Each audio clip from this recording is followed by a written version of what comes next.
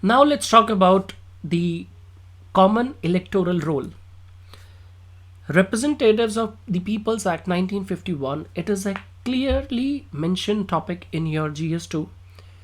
So anything related to the election system, the way elections are being conducted, what reforms do we need for the efficient working of this machinery of election system in the country, because this is the important element for the beginning of democracy, because election system changes the government, and change in the government is itself an important part or important characteristic of the democratic system in any country's governance, right? So we have to look at this topic, that what is this electoral roll system and what is so special about this common electoral roll.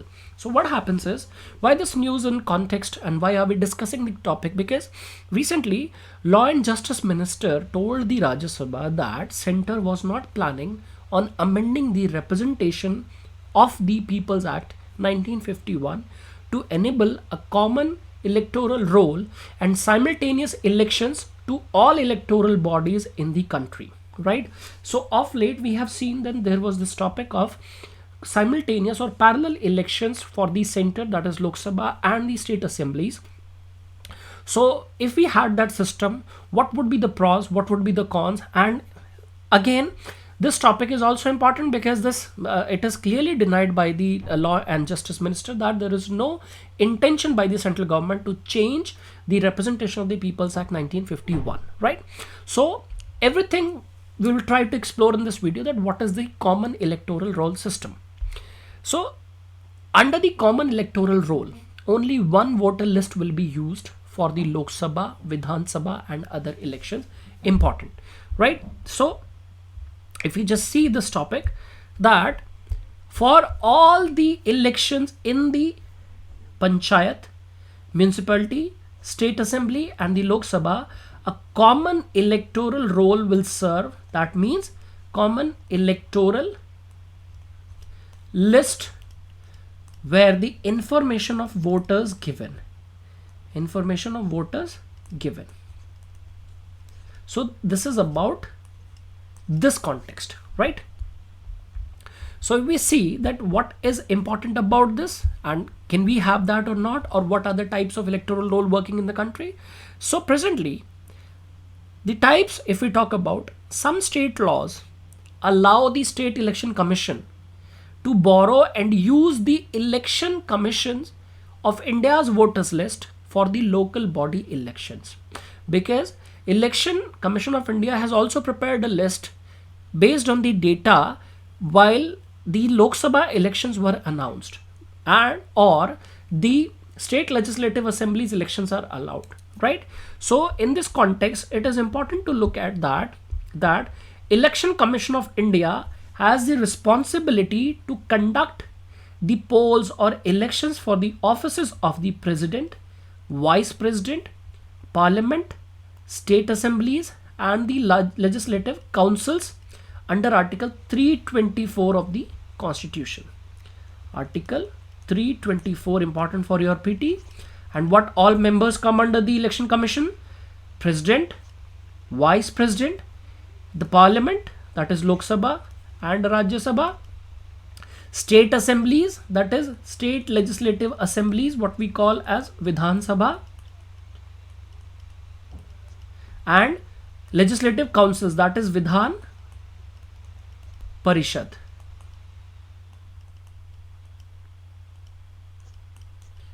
This is called as the Vidhan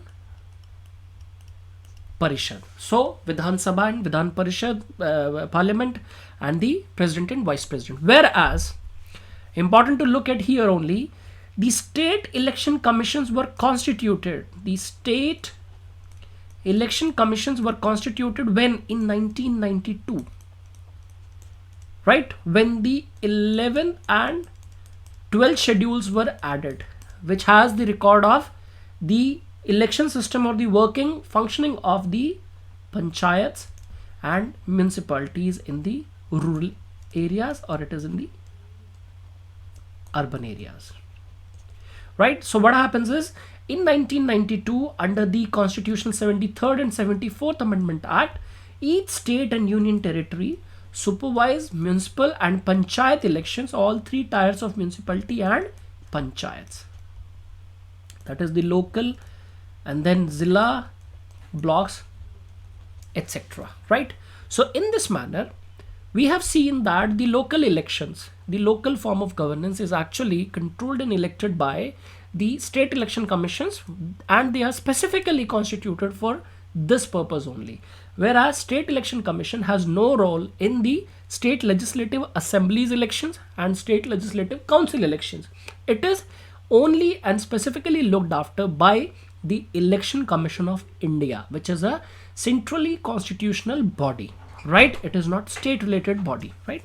Now, so in this manner, Article 243 is important. 243K, it states that elections to the panchayats, the superintendence, direction and control of the preparation of electoral rolls and the conduct of all elections to the panchayats shall be vested in a state election commission, consisting of a state election commissioner to be appointed by the governor. Governor appoints state election commissioners. Important. Next is Article 243ZA. It gives the power of superintendence, direction and control of preparation of electoral rolls and conduct of urban local body elections to the state election commissions for all the tiers. For all the tiers at urban and rural elections. Right? Now, if we have seen this, so let's now move forward that some state laws allows state election commissions to use the borrowed list from the Election Commission of India for the local body election. So this is possible. Yes, this is possible. It is not at all denied fact. In others, state commission uses the Election Commission's voter list as the basis for the preparation and revision of rolls, right, for municipality and panchayat elections. So it means that they not only use it for the election purposes, they also use it for their revisory and preparation formations also, right? And whereas they straight away they can use the same list, or if they want accordingly they can make any changes for their purposes, right? Few states have their own electoral rolls and do not adopt Election Commission's role for local body polls, like those of Uttar Pradesh, Uttarakhand, Odisha, Assam, Madhya Pradesh, Kerala, Jammu Kashmir, Nagaland, Arunachal Pradesh. They have their own rolls prepared by the state election commission. So it means that two bodies are involved in taking this data for the election purposes. One is Election Commission of India and other is State Election Commission. Some have permanent state election commissionly prepared voter roll or electoral roll, whereas other than the states mentioned here in the list, that means, or if I have quoted in the list that the Madhya Pradesh, Assam, Odisha, Uttarakhand, Uttar Pradesh, they do not have, other than these states, they do not have their roles. So either they borrow it, or they borrow it as directly, or they borrow it for making any changes, and then they conduct the election, right? The distinction stems from the fact that the supervision and conduct of elections in our country are entrusted within two constitutional bodies or authorities. One is Election Commission and the other is the State Election Commissions, right? So if we just take a like if I tell you about the Election Commission, it was set up in 1950, right?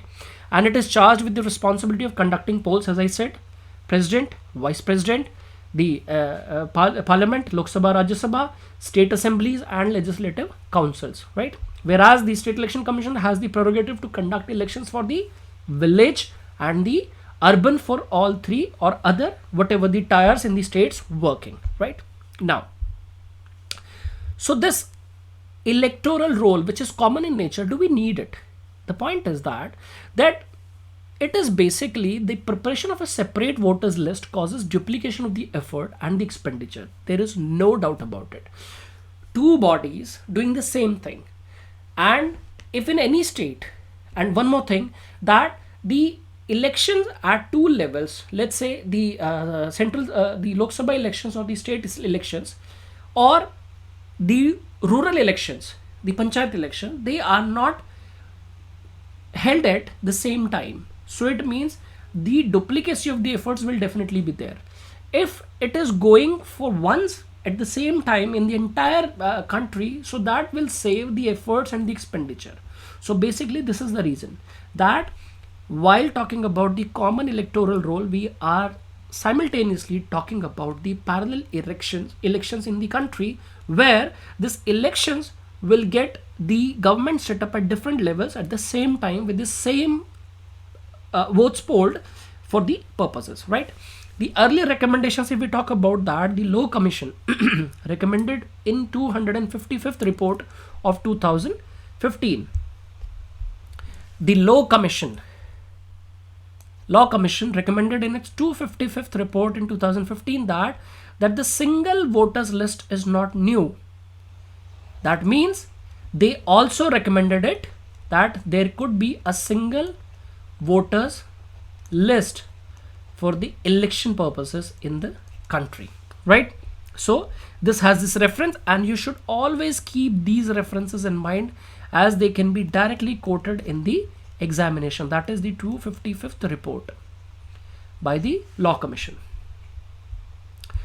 Okay, next we have thus the Election Commission too adopted a similar stance in 1994 and 2004, right? That the confusion among voters, since they may find their names present in one roll but absent in another, that is possible because if there are two surveys conducted by the Election Commission and the another one is by State Election Commission, so one is finding the name here but it is absent in this list. That means it has created a political confusion about their right to vote. So in this manner, whom to complain? So that kind of situation actually weakens the confidence of the voters in the system of election procedures in the country. So this is why this duplicacy, this this error should not be there in the election system or the whatever the roll system is, right? Now, if we are talking about this list, so let's just talk about the simultaneous elections. That means the parallel elections in the central level, at the state level, or at the local level. The idea about this is talking that structure of the Indian election cycle in a manner that elections to the Lok Sabha, the state assemblies, are synchronized.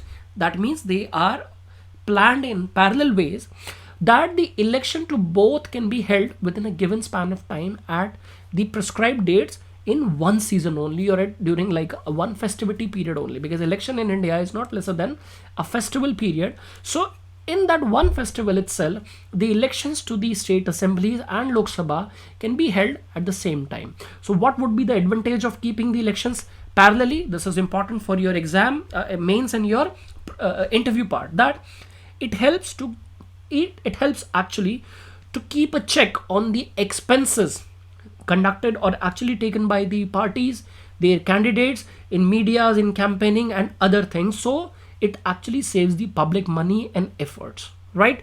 Because on elections, what happens is holidays declared, state machinery is deployed, police force deployed, many arrangements are need to be kept, the schools and colleges are like converted into polling centers. So in this manner, much of expenses in terms of administrative expenses, the financial expenses, and the expenses actually incurred by the political parties and candidates can be clearly looked after. Now, the burden on administrative setups, it can also be shared, and security forces deployment is one-time affair. Otherwise, in India, there was one topic, like it's a great article written by retired civil servant, like Indian police servant, Mr. Prakash. He said that in India, in one or the other state, every month or every year elections are there.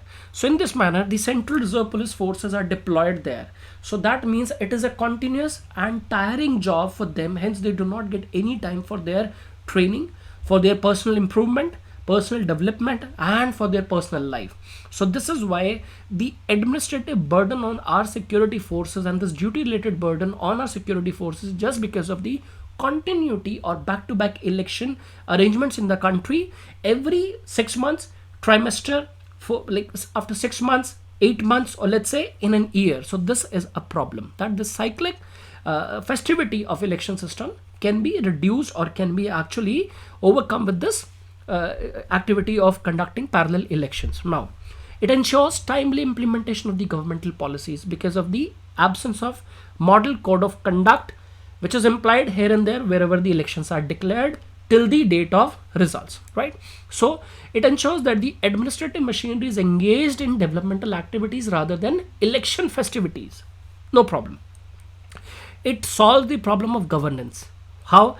The part of the politicians who are ruling it, or who are working for the governance, or for the policy making, for the discussion, for their executive functions or their legislative functions, and they are making a members of the parliamentary standing committees. So many committees we have.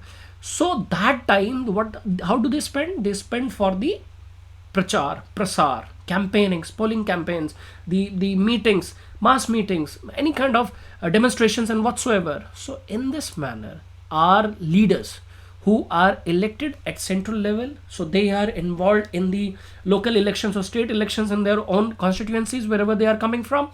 So that busyness can be converted into business, right? So this is the main agenda here, that it is seen that short-term political gains from a particular assembly election, ruling politicians at central level, they avoid taking a harsh long-term decision which can ultimately help the country in the long run.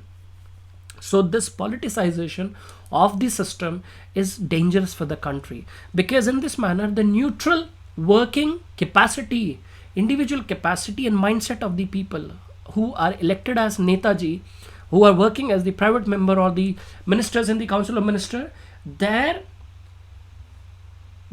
inclination to the public duty is violated in one or the other manner. Now, provide more time to all the stakeholders, that is political parties, election commission, paramilitary forces, civilians, for the preparation of election once in 5 years, and hence this continuous efforts and this continual division of the society based on the ideological lines, political lines, because every year somebody is saying the new thing. So it is also creating a confusion among the people, and it is not good for democracy. This is just when we are talking about the cons of having the elections parallelly. So the pros of having the elections parallelly. So if we talk about the cons, then we will see that what are the problems.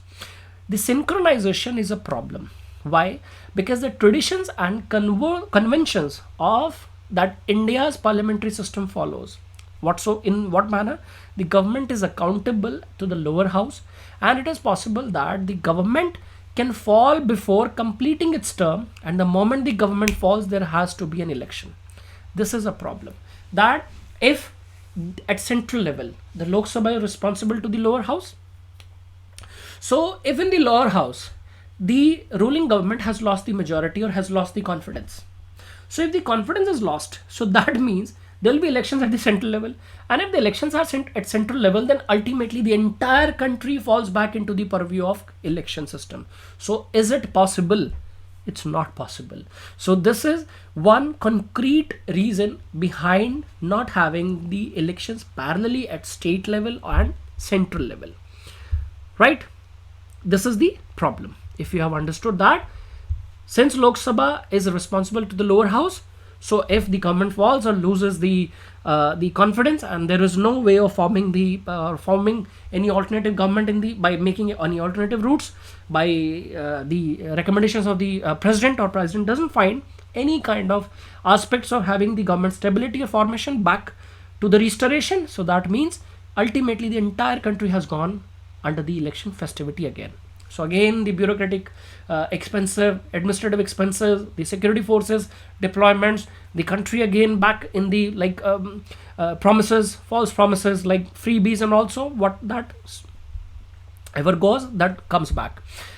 Difficult to convince and bring people together, all the political parties, on the idea. The thing is that every state has their own issues, every state has their own agendas, and the elections in the state are generally fought over the local issues, whereas at the central level it is fought considering the problem related to economy at large, problem related to health infrastructure at large, problem related to the defense things at large, international relations at large, internal security at large, issues that related to the involvement of two or more states at large. It is about governing the union territories as political units. It is about talking about the internal security of the issues. It is talking about the water problems. If it is talking about the river problems, talking about the sea problems, coastal line problems. So the agenda for the central level elections, or let's say Lok Sabha elections, and the state level elections, it is importantly different. So here, to convince the people to bring and to vote for the mandate without having any clarity that what mandate decides the distinction between the state problems and the central demands, the voters will get confused. Hence, this inclination of the people and using their votes rightfully based on the rightful aspects, that would create a problem for the people to understand, because in India people just can talk about the election system but they hardly know about the election system, because lack of information, lack of awareness, lack of clarity, lack of understanding about the rules and awareness of the Indian governance system, it is a problem, right? Now, for holding simultaneous elections, the requirements of huge number of EVMs, that is electronic voting machines, the voter verified paper audit trails, that is VVPAT systems, will be doubled or tripled, because same time, same requirement in such a large country with voluminous people like India, it is not at all an easy task, right? And the Election Commission has to provide 2 sets for elections to the Legislative Assembly and second for that to the Lok Sabha. So that means this voluminous requirement of the machine and other apparatuses will be spiked. Hence, Election Commission somewhere incurs more than 3,000 crore rupees to conduct Lok Sabha elections alone. And if it is simultaneously conducting elections in entire world, so you can see what sort of burden will that put on the exchequer at one time. No doubt about it, because we do not have that much of money already reserved in the consolidated fund of India to have spent over this entire issue at one go. Very critical to think about that. Otherwise the budget will, and budget is an annual exercise, so how it will allocate the funding to the Election Commission, that will also be a problem. Now, the polling staff, which is exactly limited with the Election Commission of India or according to their requirements and needs. So if the election to the entire country is held at once, so then the staff requirement will also be rising up. And once it is over for 5 years, let's say Lok Sabha is working fine and there is no issue of losing the confidence in the house, and the stability of the government at central level remains the stability or remains unstable. So then the polling staff which has been hired for the progressive upchecking of the election procedures in the country at one go, what would that be doing? How the functioning will be doing? So ultimately their salaries, their expenses, their allowances, their whatsoever cost that comes under the CTC, that will give an unnecessarily burden to the exchequer, and the taxpayers' money will be lost for the undesirable and unfruitful services. So this is why we cannot actually think of the parallel election system, because people actually do not understand the division of the issues, and they are not that aware, or they are not that intellect about understanding the issues simultaneously at central level and at the local level, because everyone thinks that school is a problem of India and their state, the inflation is a problem of India and their state, the road is a problem of India and their state, but hardly people understand that how the internal security, how the center-state relations, how the conflicts between two states, one state, one union territory, or one or more states, in that manner, the international relation system, how does it work, and who will be the better placed, and then how should they vote. Otherwise, in India, since the votings are generally paragraphed on communal lines, on religious lines, and hardly people are talking about the developmental lines. This is a harsh truth in the country. In this manner, the government will be single-sidedly placed or formed on single aspirations or one of the two aspirations, so that the development will be missing. So the day will come when votes are being casted on in the name of development, not in the name of the divisions of the society, then definitely this idea can work well, because the problem will remain same. For example, in United States of America, the issue is almost remaining same. It is talking about the environment, it is talking about the jobs, it is talking about the inflation.